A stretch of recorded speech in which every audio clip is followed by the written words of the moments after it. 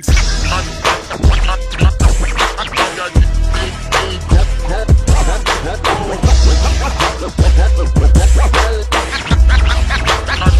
Kong in the trunk. King Kong. I'm back. Road Rants. This time, we're going podcast style. Or try to. It's going to be a little less formal. Special request from one of my Patreons. Kyle.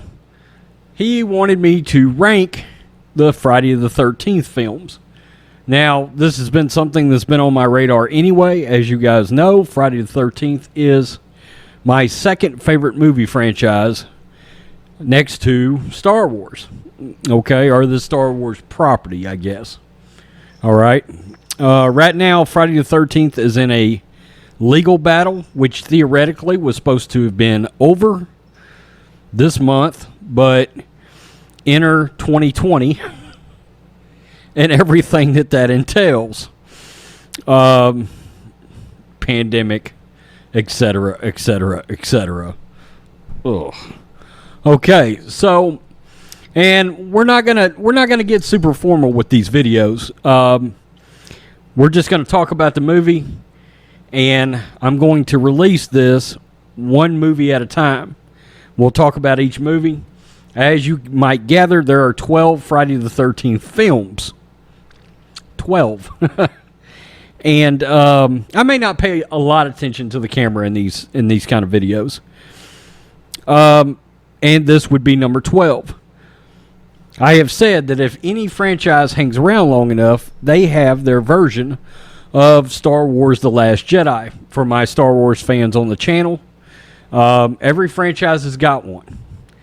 A dumpster fire, a gutter fire, a trash fire that is the dirty, stinking, rotten black eye of the franchise. The Last Jedi being that for Star Wars, generally speaking. And Friday the 13th, A New Beginning, being that for the Friday the 13th film series. It is a awful movie. And oddly enough, it's a movie that just in itself, as a Friday the 13th movie, it might not have been so bad. But there is a big reveal at the end, and you're like, what just happened? Thanks for nothing. Appreciate it. There will be spoilers in this, by the way. So if you haven't seen it by chance, I would book out if you've got any interest. If you don't have any interest in being spoiled, you just want me to tell you that it blows, and book out and go watch it on your own. Maybe you'll end up liking it. This was the middle film of what is referred to as the Jarvis trilogy, or the Tommy Jarvis trilogy, which was Friday the 13th Part 4, the final chapter, Part 5, A New Beginning, and Part 6, Jason Lives. And unfortunately for Star Wars, their sequel trilogy did not recover the way the Friday the 13th franchise did, as they started out strong with the final chapter, and they closed with an epic in Jason Lives, and had The Last Jedi right in the middle with A New Beginning. Now, this movie was directed by a guy by the name of Danny Steinman, who had directed very few films up to this point. I think maybe 4 previous films over about a 12, 15-year period. He had very briefly been assigned to direct what was going to be a sequel to the original Last House on the Left, okay, which was a Wes Craven movie that Sean S. Cunningham was involved with, and Cunningham is sort of like the Wes Craven of the Friday the 13th franchise, whereas Craven is to Elm Street, right? So, Steinman had, believe it or not, actually done some porn, and this movie had a ton of nudity in it. and had some sex in it. And he most famously said in the documentary that, you know, they cut a ton of nudity out of this film. He said, we basically shot a porno in the woods, which is amazing.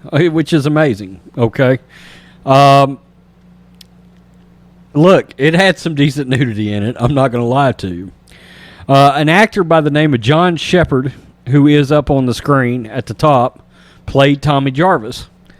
And unfortunately for him, he was probably the least intriguing Tommy Jarvis of the three films. But I will say, to his credit, he did an admirable job.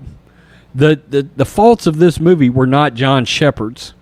It was the director's, it was the story, it was the ending, and what we find out at the end, and we're like, thanks for ripping our souls out. Thanks for nothing. Oddly enough, as they were shooting this movie, they actually, a lot of movies have different names they're shot under. Even as actors and actresses audition, they will audition for a name, insert name of movie. The one for this movie was called Repetition. And all that John Shepard knew was he was going to be playing a mental institution patient, or a a guy that had been in a mental institution and was getting out. And he was going to a halfway house. So he actually spent time and really, really put in time getting ready for this movie. 5 months is what I have researched. Can you imagine 5 months? And he said, I spent 5 months getting ready for this movie and then found out it was a Friday the 13th film. And evidently, there were several actors in this that sort of felt the same way. They actually got to the set, realized what it was, and was like, "Oh crap!" You know, they thought a lot of them thought it was going to be a more serious film, I think, and then they found out it was a Friday the 13th movie, which this was sort of a weird time because slasher films were still big, but it was towards the we're winding down part of the slasher genre. Now Jason Lives threw some energy back into Friday the 13th just because it was so good. But a lot of your films had already come and gone. Your April Fool's Days, your your previous Friday movies, Halloween movies had been made. Halloween 3 had been made at that point.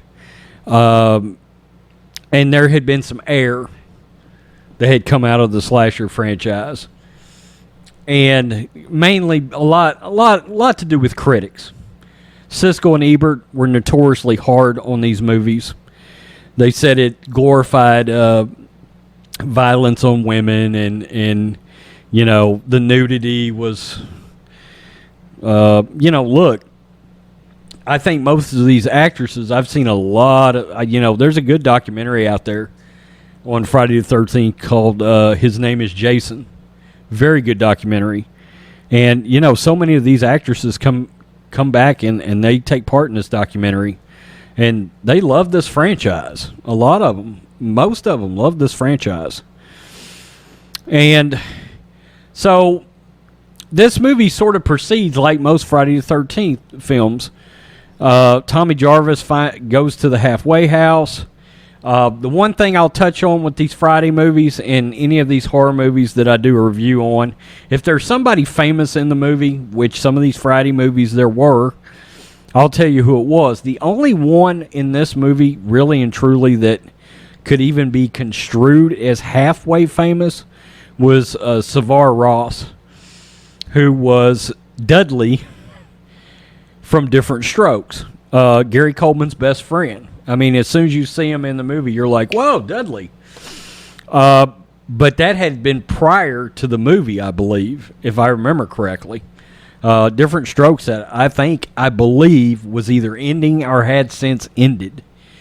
He also played on Magnum PI as, I believe it was TC's son.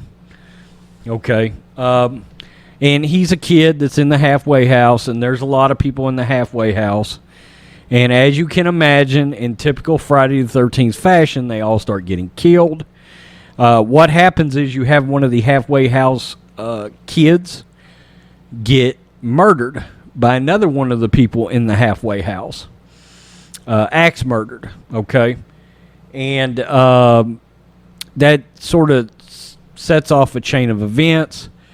One positive in this movie that's kind of interesting is John Shepherd, Tommy Jarvis,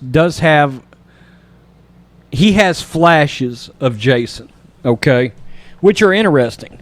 And kind of startling at times. Like, he'll be looking out the window and he thinks he sees Jason there, and Jason's really not there. That's sort of interesting. But there's not enough of anything like that to save this movie. We go through the typical killing, okay? There is a very interesting hillbilly component in this. There is a son and his hillbilly mother. They live out in the woods. He's sort of mentally not stable. And him and Tommy have a confrontation. Well, interesting enough, because it doesn't come up in part 6, Tommy Jarvis is a kung fu expert in this movie, randomly. Well, he gets into a fight with this hillbilly, and he beats the shit out of this hillbilly. And the hillbilly is mad, and he's rolling around on his bike at night, running it, just going around and around and around the house. And a very cool kill scene, maybe the best one in the whole movie, is all of a sudden a big butcher knife shows up out of nowhere from around one of the trees and lops this guy's head clean off. Very cool. It's actually a pretty cool kill scene, if you want to know the truth. This movie has very few redeemable qualities. One of them is this poster that I have up here. If Jason still haunts you, you're not alone. That's pretty cool. Okay, that's a pretty cool tagline. It's kind of a cool, streamlined looking poster. It doesn't have a hockey mask on it. Now, one of the things you will notice that is different about this is you may be like, Rhodes, that hockey mask looks a little different. And you would be correct. It is different. That hockey mask has blue, sort of, not, I guess you could call them long triangles on it, right? Whereas the normal Jason hockey mask has got the red triangles. Okay, you can't miss it. You notice it right away. The Jason mask. Well, there's a reason why this is different. And since we're talking spoilers, I will tell you why this is number 12 and my least favorite of the bunch. Because this is Friday the 13th, A New Beginning, Jason Voorhees not included. Jason Voorhees sold separately. Jason Voorhees is not in this movie. There are the mental scenes. The movie starts out at the beginning with Corey Feldman. Corey Feldman does a cameo at the beginning of this movie. As two kids show up and they are digging up Jason's grave. Well, if you remember what happened in the final chapter, Corey Feldman, Tommy Jarvis, killed Jason Voorhees. Really killed him. People forget sometimes that Jason was truly dead. At the end of the final chapter, Jason Voorhees was a dead sumbitch. He was dead. He was not coming back if it was not for movie magic. Let's put it like that. For all intents and purposes, they truly killed Jason. And they thought they were going to relaunch the franchise with the idea that maybe Tommy would take up the mantle or whatever, okay? And that just never took steam, and the audiences didn't like it. This gentleman wearing the hockey mask is actually the ambulance driver in the movie that shows up to pick up the kid from the mental hospital that gets axe chopped towards the beginning. And you find out the big reveal is that the kid that gets killed is actually the son of the ambulance driver.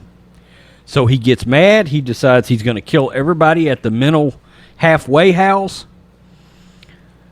And he decides to try to do it under the disguise of Jason. Even a sheriff is in it, and he's speculating, is Jason back, blah, blah, blah. Even for one of these movies, the acting is pretty poor in this movie. The direction is pretty poor. It feels rudderless.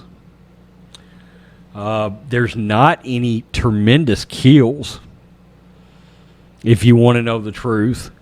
Now, if you want a little bit of toxic masculinity, there's one woman in it that has got a fantastic body. Just being honest. Like, you could tell at that moment the director was used to making porn. But he sure didn't come across as somebody that was used to making a real movie. Unless you consider porn a real movie. If I give a 0 out of 10, this movie, I would probably give it somewhere in the neighborhood of a 2. Maybe a 1.5, maybe a 2. Okay, the film is in focus. I do like the fact that during the climax, this thunderstorms start coming in. It starts raining. I really like that. During those third acts of Friday the 13th movies, if the winds start blowing, there starts to be storms, etc., etc. I really like that. I do. But these movies are about, much like Star Wars is about the Skywalkers. Friday the 13th is about the Voorhees family, whether it's Pamela or whether it's Jason. So if I watch a Friday the 13th film, I expect to see Jason. And I better see, even if it's Pamela, I better see Jason somewhere. Right? And again, no Voorhees included. Now, you may be like, well, why did Corey Feldman not come back and play Tommy? Well, it's a good question. The reason he could not come back and play Tommy Jarvis was because he had a film commitment to Goonies. That is exactly the reason that he did not come back and do Part 5, which I'm sure he looks back on is probably like, now, Corey Feldman, now, if they offered him a Friday the 13th movie, he's going to jump all over it. Because, even back then, these movies, people thought, oh, they're terrible movies. They don't make a lot of money. These things were profit machines because they made them for $2 million and they grossed $20 million. And then became massive rental hits, home box office, HBO back then, Cinemax. All of the TV, all the TV showings, these movies would, your syndicated television stations would run Friday the 13th movies as you got around towards Halloween. These movies were profit machines. I think I checked one time when I was running the horror website, and I believe they made all the Friday the 13th movies, including the remake, in 2009. They had made all of them for something in the neighborhood of maybe $100 million. But they had grossed something in the neighborhood of just under $1 billion. That was strictly box office. And these movies made all of their money off of home rental and home sales. I mean, they've got box sets. I own a box set, DVD. I had them all on VHS, and then they released them again on deluxe editions. I've got all those, or I had all those. I think I still have them somewhere, but everything's digital now, right? So, you know, if you want to get into the Friday the 13th franchise, look, you do want to watch these films in order. And I normally would say a movie like this, like with Halloween 3, I would say skip it. Just skip it. You don't need Halloween 3 because Michael Myers is not in it. I do feel differently about this movie than that. And I'll tell you why. Because Tommy is in it. Because the character of Tommy Jarvis is in this movie. By the way, Tommy Jarvis is back in Never Hike Alone. Because Tommy is so significant to the franchise, and Tommy is the other character opposite Jason in this franchise. And it is a monstrous shame that when Friday the 13th movies are written, and as they're getting them ready and they're tossing around ideas, the first idea these days should be always, how do we get Tommy Jarvis versus Jason Voorhees again? Make 3 movies with Tommy versus Jason. Make Tommy the clear-cut Laurie Strode of the Friday the 13th franchise. It's something I never understood after Jason Lives, as they continued to want to make these movies. You know, they could have just kept recasting Tommy Jarvis if Tom Matthews didn't want to come back. Or if Corey Feldman didn't want to step up and be in them again, or if John Shepard didn't want to be. I don't blame him if he didn't want to come back. Tell me what you think, Rhodes Squadron. 2 out of 10, and I'm feeling generous on that. If you want to know the truth. Look, you can't make a Friday the 13th movie and not have Jason. Yeah, I'm automatically going to kill you. It's not a good movie. Even in horror movie terms, it's not a good movie. And you include the fact that Jason is not actually the killer in the movie, and from a physical standpoint, I mean, hell, even Luke Skywalker makes a physical appearance in The Last Jedi. Of course, when it counted, he was a force projection. In this case, a Jason imposter. Terrible. Terrible. Tell me what you think, Rhodes Squadron. If you're new to the channel, hit subscribe. I do politics, Star Wars, and I am doing a lot more horror these days. Peace. I'm out. Till next time.